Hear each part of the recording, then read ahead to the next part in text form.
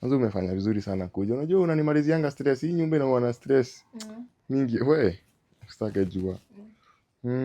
Saa zingine hii nyumba nashangaanga. Huyu sister yako, kwani mlilelewa place different ama nyinyi si wa mzazi mmoja? Sina mzazi mmoja. Saa zingine. Sasa hisi kwenye unakaa uko poa? Uko poa huko, iko kwa nyumba kako sawa. Kako sawa? Nitakuwa lazima ukae hapo hadi maisha yako iko. Nitakusimamia everything Hata napanga vile naweza kuchukulia ka fridge. Si kako sawa? Kadogo hivi kama microwave. Ndio hata nikileta fridge huku unajua mtu wa huku hajui kutumia fridge. Anaweza anza kuweka maviatu huko akifikiria ni shura. Ama nikuleta hata kama microwave, si ndio?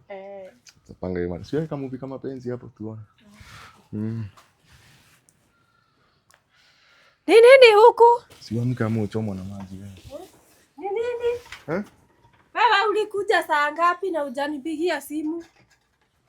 Na nilikwambia story ya kuvaa hizi mavitu na bwanangu wako huku.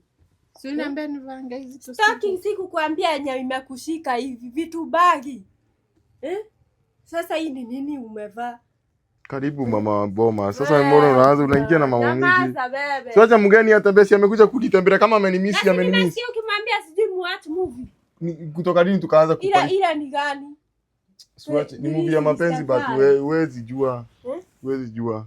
Si ni mtu akinimisi, ulikuwa umenimisi? Ani sister. Anakumisi kama nani bebe? Nani alikunguza hii kupayuka ndio ulikuwa mtu ametulia huku. Tutajua vile tutapelekana huko. Sasa utakaa tunaenda kwa kelele mbele ya sister yako hata unaaibika. Sasa nani anaona tu ni respect kwa nyumba. Nyamaza. Huku tuende wewe. Wacha abaki peke yake tuende. Wacha nimzidikishe arudi kwake. Utafuta sister yako huko. Kaa hapa. Na baba usijali wewe. Na sina nikikwambia. Nikuletee chipo crea. Weka miguu chini. Si chipo. We. Kwaje? Papa.